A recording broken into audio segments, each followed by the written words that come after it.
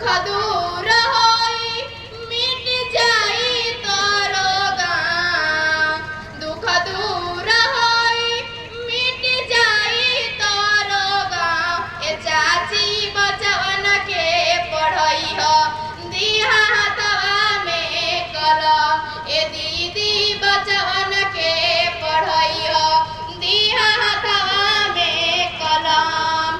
पढ़ी लिखी जाई तब खूब आगे बढ़ी, अपना अधिकार खातिर केहू से लड़ी। दुख दूर होई मिट जाई तोरो गाँव, के चाचा बचवन के पढ़ई हो दिहा हाथवा में कलम। ए भैया बचवन के पढ़ई हो दिहा हाथवा